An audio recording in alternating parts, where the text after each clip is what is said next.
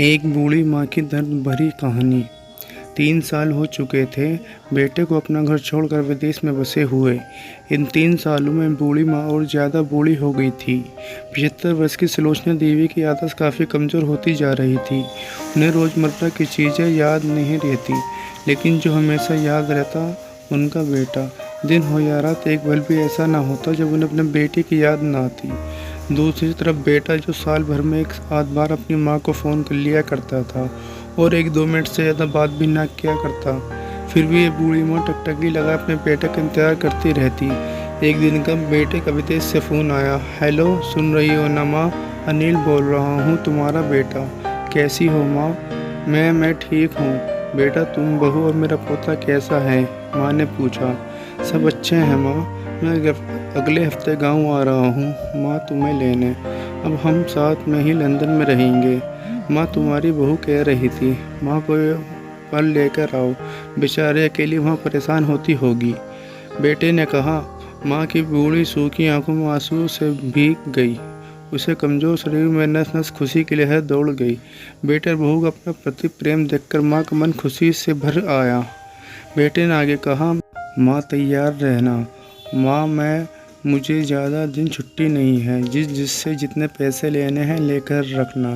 तब तक मैं प्रॉपर्टी डीलर से बात कर लेता हूँ घर के लिए। माँ ने पूछा। हाँ माँ, गांव का घर हम बेच देना पड़ेगा। अब हम साथ में ही रहने वाले हैं, तो वहाँ पर घर रखने का कोई मतलब नहीं, माँ ने बेटे ने कहा।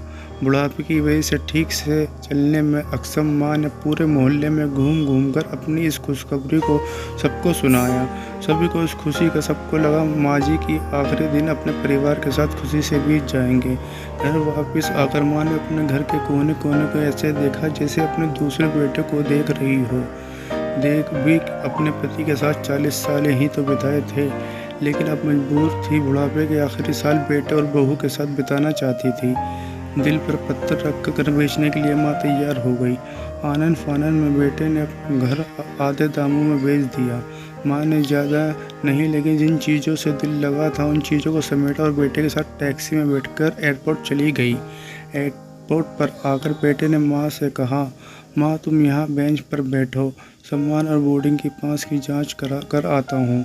वहाँ वक्त लगता है और खड़ा रहना पड़ता है। तुम तकलीफ़ होगी, तुम यहीं आराम करो। मैं यूँ गया और यूँ आया। माँ बेंच पर बैठ गई और बेटा अंदर चला गया। काफ़ी समय हो गया, बेटा वापस नहीं लौटा। माँ सोचने लगी ज़्यादा भीड़ होगी, इसलिए देर लग रही होगी। अंधेरा होने आया। अब तो लोगों की चहलकदमी भी कम होने लगी। माँ को अब चिंता होने लगी। एक कर्मचारी ने आकर पूछा, किससे मिलना है? माँ जी, आपको यहाँ पर क्यों बैठी हो? डरती हुई आवाज़ में सुलोचना देवी बोली। मेरा बेटा अंदर सामान की जांच कराने गया है, लंदन जा रहे हैं। हम, क्या नाम है माँ जी आपके बेटे का? कर्मचारी ने पूछा। अनिल नाम है मेरे बेटे का, सुलोचना देवी ने बताया। कर्मचारी अंदर गया और थोड़ी देर बाद बाहर लौटा। उसने सुलोचना देवी से कहा। माँ जी, लंदन जाने वाली फ़्लाइट तो दोपहर में ही जा चुकी है और आपका बेटा भी इस फ्लाइट में बैठकर लंदन जा चुका है। अब आपको यहाँ बैठने की कोई ज़रूरत नहीं और मैं घर जाऊँ। घर में माँ की आंखें से आंसुओं का सैलाब उठने लगा। जैसे तैसे माँ घर पहुँची तब उसका साथ ही नहीं बिका चुका था। वह वहीं बरामदे में तुलसी के पास सो गई। घर के नए मालिक ने उस पर दया आई तो उसने कमरा किराए पर उसको दे दिया। पेंशन के पैसों का, खाना और किराए का बंदोबस्त हो जाता था। दिन बीतने लगे। कुछ दिन बाद घर के नए मालिक ने सुलोचना देवी से कहा। माँ जी, आप अपने रिश्तेदारों के यहाँ जाकर क्यों नहीं रहती? इस उम्र में आपके लिए वही अच्छा होगा। अच्छा तो होगा, लेकिन अगर मेरा बेटा वापस आए तो उसका ख्याल कौन रखेगा? मेरा बेटा बहुत भोला है, उसे अपना ख्याल रखना बिल्कुल नहीं आता। मैं कहीं नहीं जाऊंगी, क्या पता कब उसे मेरी ज़रूरत पड़ जाए, माँ ने कहा।